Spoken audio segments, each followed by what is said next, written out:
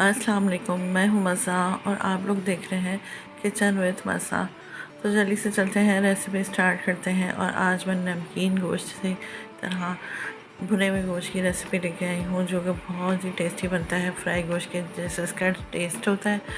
और सबसे बड़ी बात है, इसमें ऑयल बिल्कुल भी नहीं जाता। जो कि हम इसमें मीट यूज़ करेंगे उसमें चिकनाई भी होगी और हड्डियाँ भी होंगी और मीट भी होगा, जिसकी वजह से हमें ऑयल डालने की बिल्कुल भी कोई ज़रूरत नहीं होती। इसी के उसमें पके के तैयार होगा।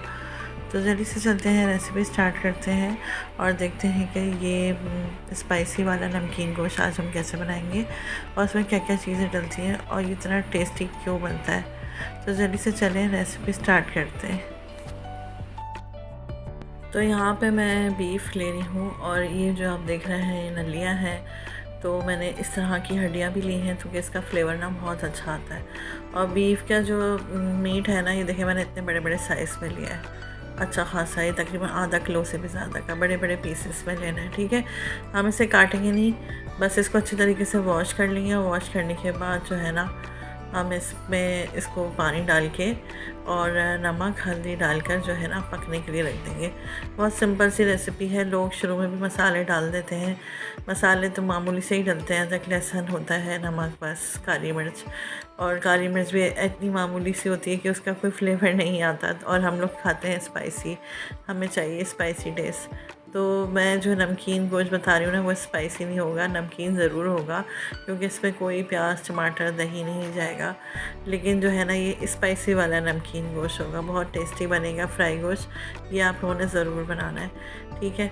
तो बस अब मैं इसमें क्या करूँगी, हल्दी डाल दूँगी 1 टीस्पून भर के, नमक डाल दूँगी 1 टीस्पून भर के, और पानी मैंने इतना लेना है कि सब पानी के अंदर डिप हो जाए। और फिर एक जोश आने के बाद हम हल्की आंच कर देंगे।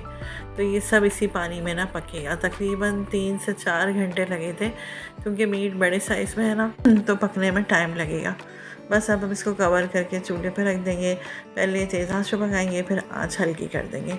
तो यहाँ तकरीबन 3 से 3.5 घंटे के बाद जब मैंने इसको खोला है, तो आपके सामने देखिए इसके कितने छोटे छोटे पीस हो गए। खुद ही से ना पक के टूट जाता है, मीट छोटा हो जाता है। अब मैं इसमें लहसुन अदरक पेस्ट डाल रही हूँ, तकरीबन 3 खाने के चम्मच। वैसे तो उसमें साबुत अदरक लहसुन डाल के शुरू में ही चढ़ा दिया जाता है, लेकिन मैं इस टाइम डाल रही हूँ, ठीक है। उसके बाद मैं इसमें कुटी हुई लाल मिर्च डालूँगी, तकरीबन 2 खाने के चम्मच भर के। और अगर आप ज़्यादा स्पाइसी पसंद करते हैं तो आप ज़्यादा भी डाल सकते हैं, लेकिन इसमें दरमियानी मिर्चें ज़्यादा अच्छी लगती हैं, क्योंकि नमकीन गोश्त है। नमकीन गोश्त में ज़्यादा स्पाइसी भी अच्छा नहीं लगता और तीखा भी अच्छा नहीं लगता, ठीक है। तो मैं उस हिसाब से जो है ना, इसमें 2 खाने के चम्मच भर के डाल रही हूँ कुटी हुई लाल मिर्चें, ठीक है। उसके बाद हम इसमें डालेंगे काली मिर्च पाउडर, तकरीबन 1 टीस्पून।